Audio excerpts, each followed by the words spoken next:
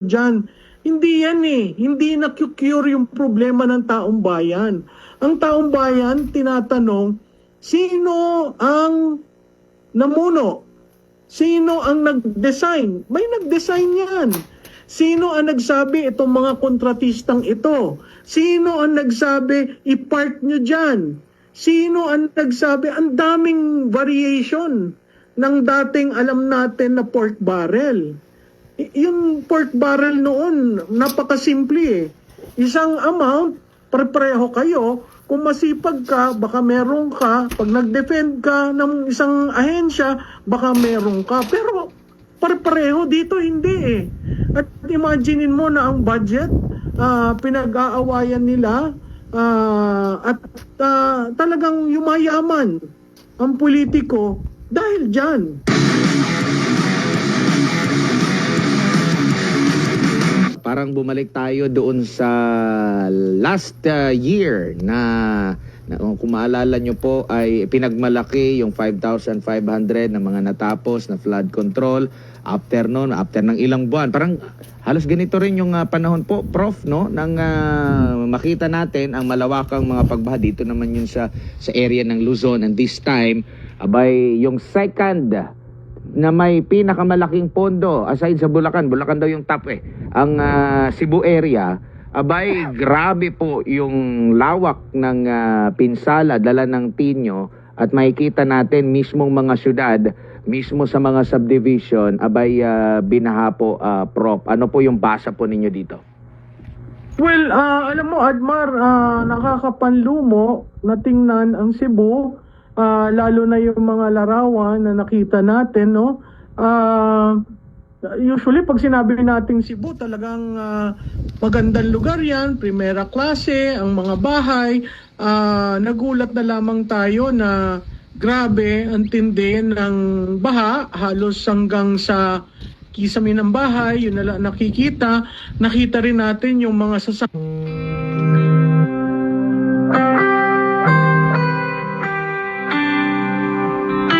yan na halos nagka-rumble at nakapatong sa isa't isa. Never tayong nakakita ng ganyan. Siguro yung Yolanda na ang pinakamatindi. Pero ito, talagang nakakalungkot dahil ang Cebu ay bumabangon galing sa earthquake, tapos nagkaroon ng ganito. Nakakalungkot kasi sinabi ng governor na more than 200 billion to 50 billion. 26 billion. Ilan? 26 billion yung sa kanyang post. 26 billion, oo. Na gastos diyan sa, again, flood control. Parang hindi yata naman nagawa ng maayos, no? So, ako ang parati ko nang sinabi, no, ang focus ay nasa Bulacan. Tingnan nyo ang lahat ng probinsya. Kasi kung Bulacan lamang, dinadaan tayo dito tayo tumingin eh.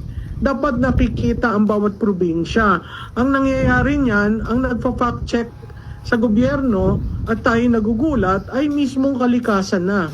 So, imagine mo ito nangyari sa Cebu. Nakakapanlumo, lalo na yung iba na kayang bumangon muli, okay? Pero yung ordinaryong tao na unang-unang reklamo kalam sa sikmura, gutom, at ang pagkawala ng kanilang mga mahal sa buhay, lalo na yung mga bata, no?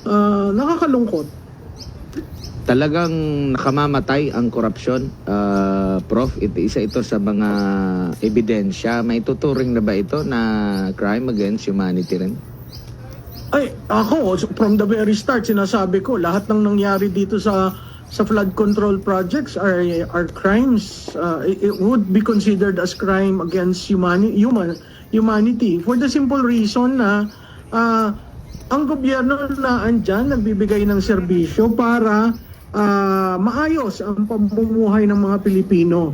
Alam mo tayong mga Pilipino, yung citizens, nagbigay tayo nung hinalal natin sila, may mandato tayong binigay sa kanila, nagbigay tayo ng karanyaan ng ating kapangyarihan. Nakakalungkot din nangyari nung Lunes.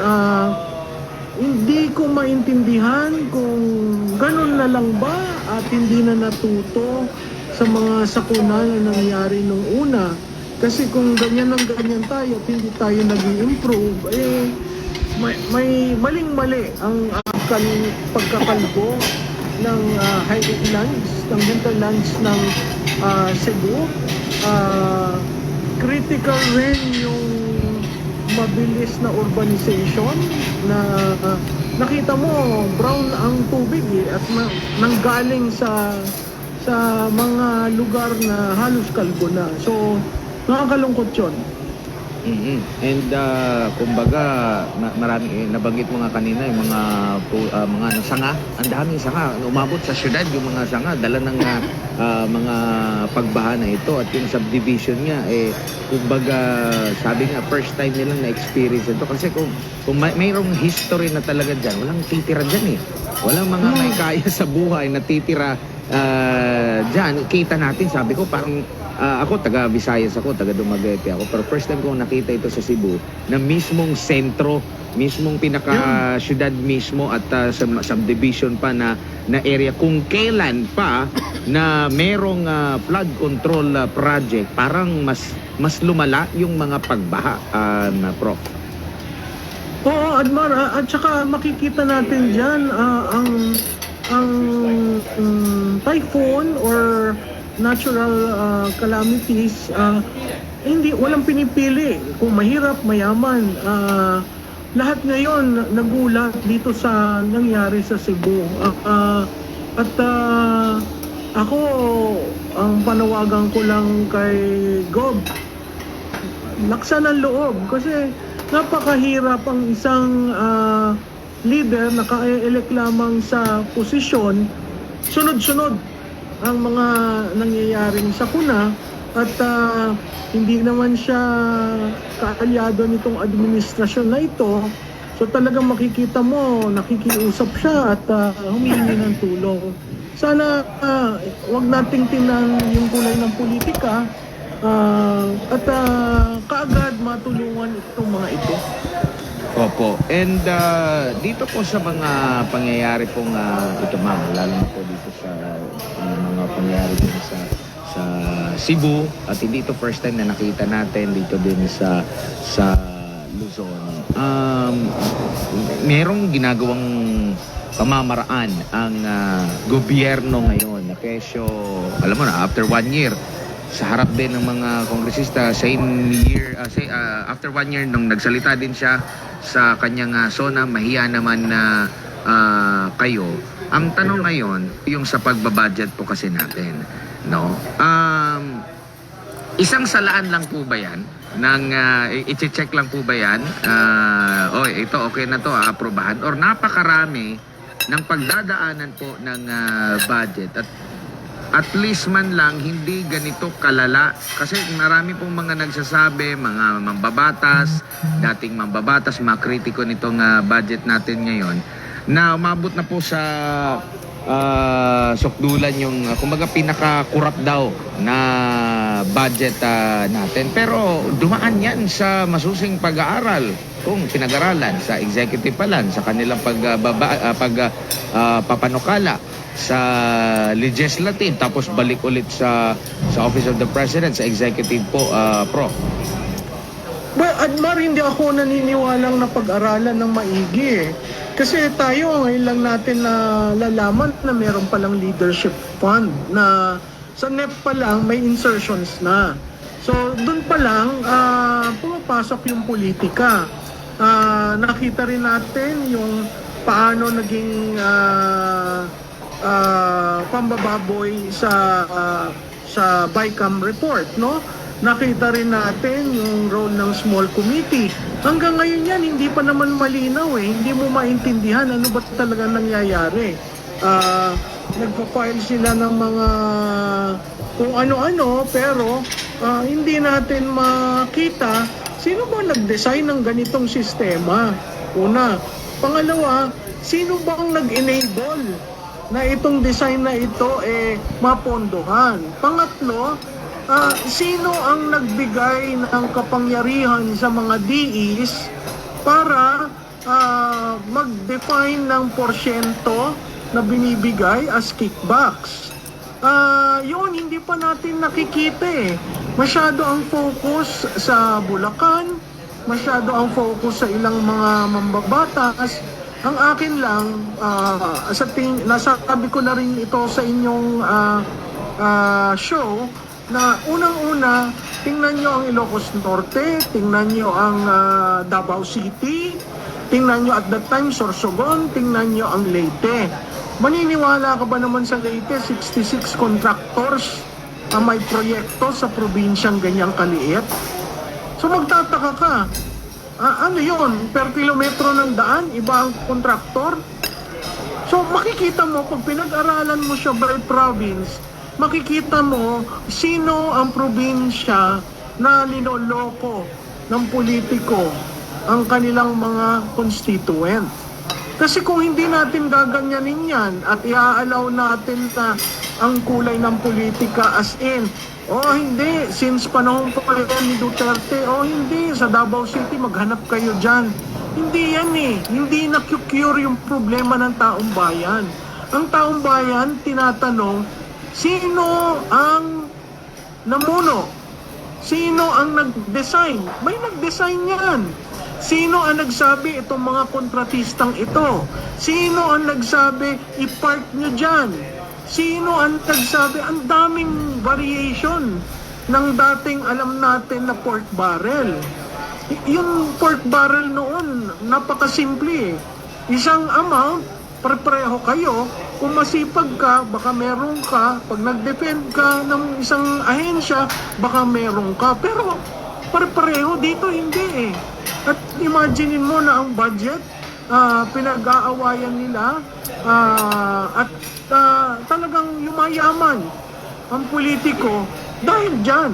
So, dapat yan matapos at makita ng taong bayan, sino ba ang naggawa ng planong yan? May naggawa ng planong yan. Imposibleng walang naggawa ng plano yan. Kasi alam nila kung paano hatian eh. At alam nila kung ano ang gagawin ghost projects at ano ang hindi. So, at hindi ako naniniwala na yan lamang ay sa baba. Hindi ka makakakulimbat ng 1 trillion pesos na hindi alam ng pinaka-head ng bansa natin. Opo, no? Nakakapalubo dahil napakalaki po ng budget nito. Maririnig na natin, magbubukas na naman ng panibagong klase ng tax. Maririnig natin na istrikto sila sa pagkukuha ng tax. Pero yun nga, pagdating naman doon sa saan napupunta yung tax namin, maririnig pa natin na i-justify pa yung pagbendalo. So pwede rin ba nating ibendalo? Sasabihin ng mga taxpayer, pwede ba namin hindi na lang kami muna magbabayad ng mag-moratory muna kami sa pagbabayad ng tax kasi parang hindi nyo pa nagastos ang tama yung muna namin ibinayad na tax. Kung pwede lang, Prof. Oo, at saka nakakaasar dyan, no? Systemic. At parang nino-normalize. Hindi pa pwede ang korupsyon ay normal sa isang bansa. Hindi pa pwedeng nakagawian na eh.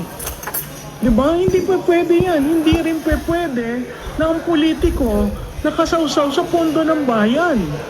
Kasi makikita mo naman anong epekto sa atin.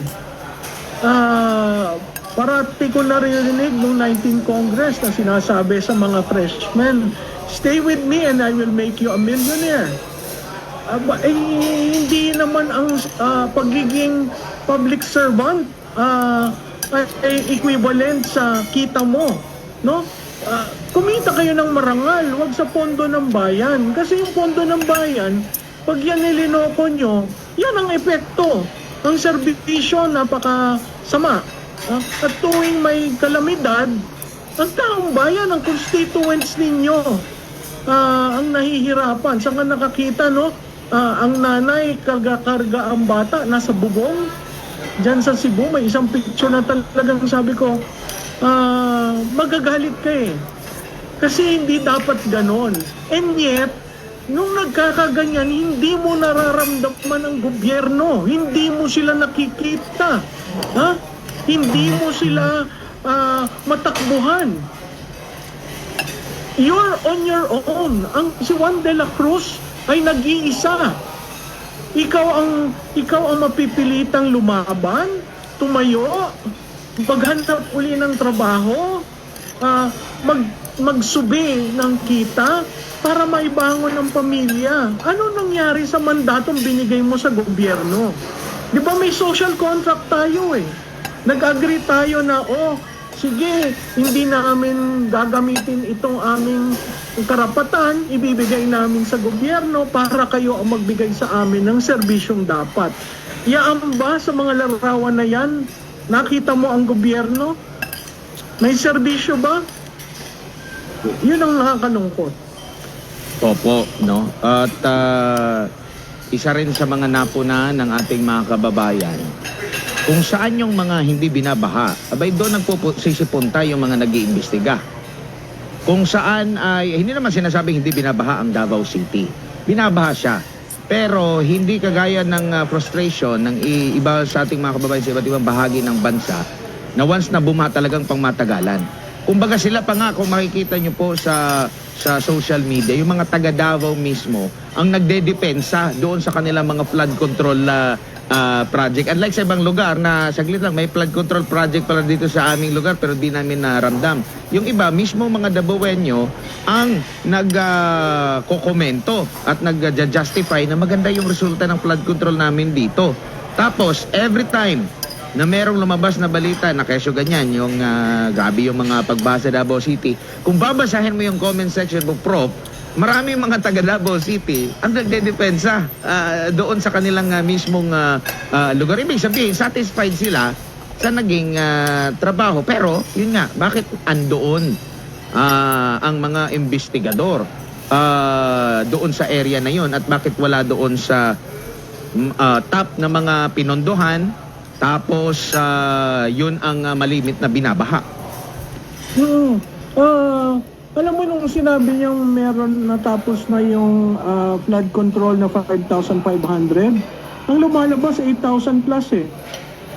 So, kung in-announce niya yung 5,500 ng 2024, Kalagitnaan ng taon. oo, di ibig sabihin yung mga 2,000 something na umpisahan nun siya yung nagsimula. Okay? So makikita mo biglang nag-uptick yung accomplishment. At ang nakakayanig doon, out of the 8,000 flood control projects, 421 are ghost projects. Nobody's looking at it, nobody's saying, may ilan silang tiningnan, no? Hanggang ngayon, kaya nga parati kong sinasabi, ano ba yan? Naka 90 plus days na. Ang ghost projects, wala kang kailangang ipreba. Kailangan mo lang tingnan, nag-allocate ka dyan, nag-release ng pondo, may tumanggap ng pondo, walang proyekto. Bakit hindi nila makasuhan yun? Low-hanging fruit yun. So, makikita mo, itong ginagawa ng ICI, itong mga investigasyon, wala lang, para lang pakita na yung kagustuhan niya, na ako nga mismo ang nagsabi ng corruption na yan. Bakit niyo naman sinasabing kasama ako? Mr. President, sino ba ang pumirma ng budget? Sino ba nagre-release? Hindi naman si Juan de la Cruz, hindi ba ang Office of the President? So, yung for further release na pinanggalingan ng impeachment, ng pondo para sa impeachment, oo, merong hindi rinelease, pero hanggang ngayon may rinirelease dyan sa FRL. So, hindi ko maintindihan kung bakit patuloy na lamang ang panloloko na ginagawa. Hindi naman ang Pilipino tanga.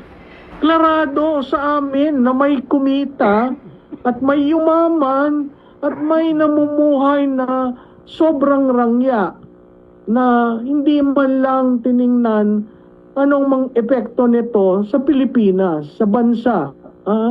Kaya ka nga public servant ang napakauna sa iyo dapat ay ang constituent mo. Kaya ka nga may mandato dahil meron kang obligasyon na ibalik sa nagbabayad ng buwis. When you, kapag ninakawan mo ng mahigit 1 trilyon ang mamamayan, in the guise of putting up flood control projects na wala naman o sira naman, at yan ang dahilan kung bakit napakarami ng mga namatay, ng mga nasugatan, ng mga naulila, ng mga naapektuhan, ng inabot ng gutom, no? Eh talagang higit pa ito doon sa giyera, no? Kasi ano ito, massive ang kapag niya, no, ilang araw lang. Tapos pag ilang araw lang meron nakasurvive, nakita mo yung mga nakasurvive. Paano sila ngayon ang putik lampas sa tuhod, hindi maglilinis ka, no? Matagal yan. Alam mo, ako nadanasan ko yung Undoy, 1 linggo mahigit bago nalinis ng gusto yung inabot ng tubig baha at putik doon sa aking bahay. Pagkatapos niyan, mangangamoy pa yan. Lahat ng gamit mo, water damage yan. Practically, wala kang kung ano lang yung naisave mo na kung katawan lang, nakakabit lang sa katawan, yun lang. Ganun kalupit. Para kang tinamaan dito ng bomba na talagang para kang na Nagasaki, na para kang na taga Hiroshima na wala ka talaga lahat, ubus ka, no? Pati luha mo ubus. Ang palasyo, Malacanang, si Yuse Claire Castro ay may pahayag kaugnay nga dito sa naging statement po ni Governor Pambaric Cuatro kaugnay sa investigasyon nga sa mga iimbestigahan ng mga flood control projects. At ang sabi ng Malacanang, dapat ang i-cover ay hindi lamang yung mga flood control projects na sakop under Marcos administration, kundi pati na raw sa mga nagdaan. Kasi nga naglabas sila, nasa halos 400 o higit 300 flood control projects ang naitala dyan sa Cebu between 2016 at 2022. At meron din daw higit 100 o nasa halos 200 po ito na mga flood control projects daw na naitala dyan mula 2022 hanggang 2025. Ano naman ang masasabi po ninyo? Ayokong sabihin na bobo siya, no? O mahina utak niya o yung utak niya nasa talampakan. Kasi pag nag-iimbestiga ka, whether you're a policeman, abogado o investigador ng NBI o FBI, kung ano man yan, nagsisimula ka doon sa pinaka-recent. Hindi ka magsisimula doon sa dulo. Papunta ka ro, naabutin mo yon. But you have to start first. Dito, sa pinaka-recent, ano ba yung recent? 26 billion. Doon ka muna, no? Pagkatapos, kung aabutan ka ron, fine. But you do not investigate something that is more than 10 years ago. Hindi ganun. Kasi kahit sa bangko, tatlong taon lang yan. After 3 taon, nawawala na lahat ang record niyan. Dito ka talaga kung kasi dito, ano ba pinag-uusapan na sinasabi at mismong gobernador nagsabi, 26 billion krimen ito. Bakit mo ililihis? At sa pa, Duterte ka na naman, Sir Mario Josep. Yan ang nga sinasabi natin eh. Puro kayo lihis, puro kayo lihis.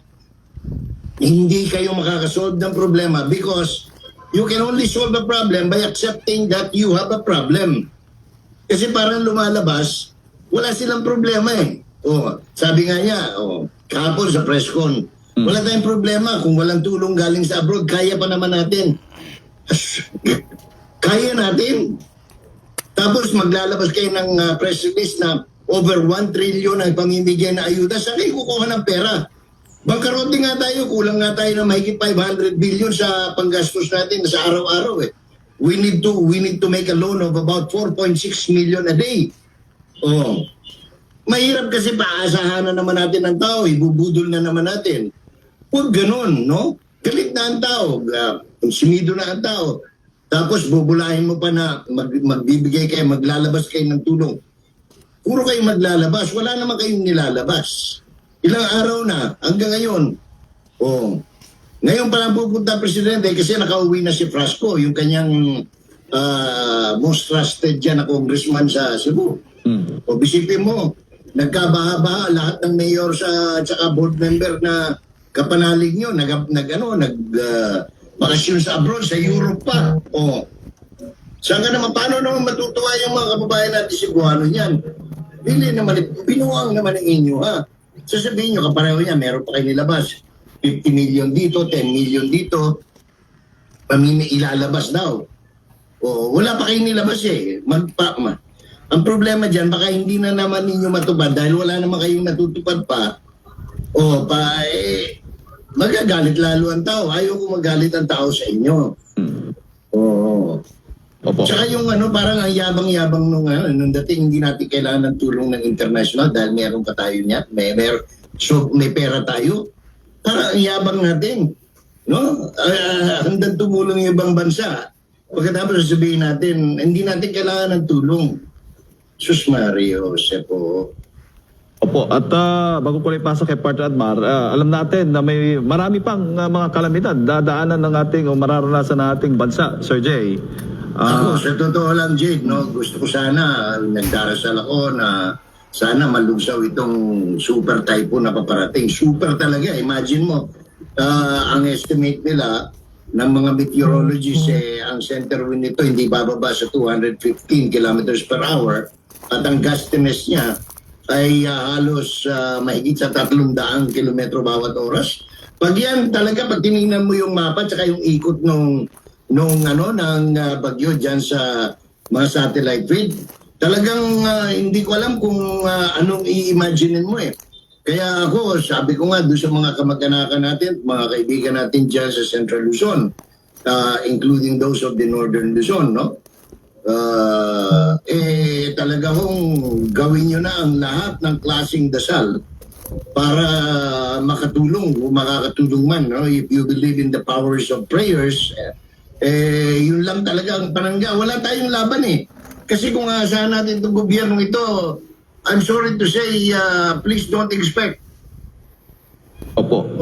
Oo, at yun nga, may ilang lugar na nag-deklara nga dahil nga dito ng state of calamity dahil nga dito sa epekto ng bagyong Tino. Pero sa issue po ng state, pagdideklara ng state of calamity, Sir Jay, ano bang direktang advantage po niyaan na benepisyo para sa ating mga kababayan at ang assurance na hindi magamit yung pondo para sa issue na po ng korupsyon dahil yan po talaga ang Yes. mainit na issue ngayon. Sana wag naman abusuhin ng mga, especially yung ating mga local government executives at saka local government units, pati na national, no? Kasi pwede nga maabuso yan. Pero ang bentahin niyan, makakaiwas ka doon sa sa red tape, no? Especially sa pagbibigay ng tulong ng ayuda sa mga nasalanta ng bagyo. So, isa yan, no? Magagamit mo ngayon yung mga trust fund, no?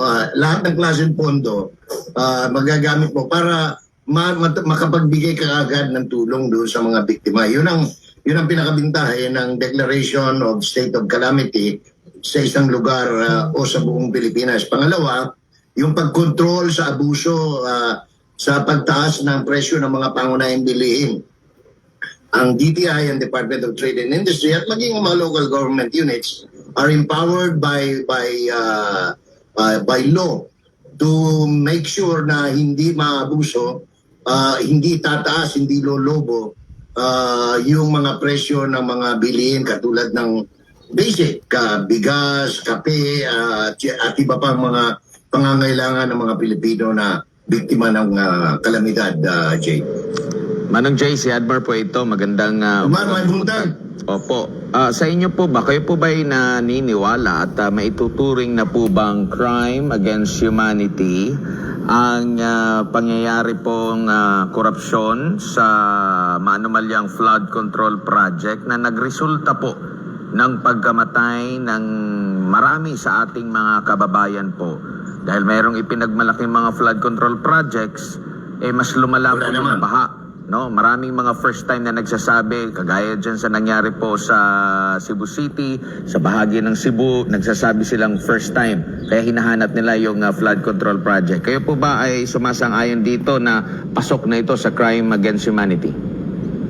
O kung meron mang crime against humanity, ito yun. No? Ito yun. When you, kapag ninakawan mo ng mahigit 1 trilyon ang mamamayan, in the guise of putting up flood control projects na wala naman o sira naman, at yan ang dahilan kung bakit napakarami ng mga namatay, ng mga nasugatan, ng mga naulila, ng mga naapektuhan, na inabot ng gutom, no? Eh talagang higit pa ito doon sa giyera, no? Kasi ano ito, massive ang parang yan, no? Ilang araw lang. Tapos pag ilang araw lang, meron nakasurvive. Nakita mo yung mga nakasurvive. Paano sila ngayon? Ang putik, lampas sa tuhod, di maglilinis ka, no? Matagal yan. Alam mo, ako nadanasan ko yung Undoy. 1 linggo mahigit bago nalinis ng gusto yung inabot ng tubig baha at putik doon sa aking bahay. Pagkatapos yan, mangangamoy pa yan. Lahat ng gamit mo, water damage yan. Practically, wala kang kung ano lang yung naisave mo na kung katawan lang, nakakabit lang sa katawan, yun lang. Ganun kalupit. Para kang tinamaan dito ng bomba na talagang para kang na Nagasaki, na para kang na taga Hiroshima na wala ka talaga lahat, ubus ka, no? Pati luha mo ubus.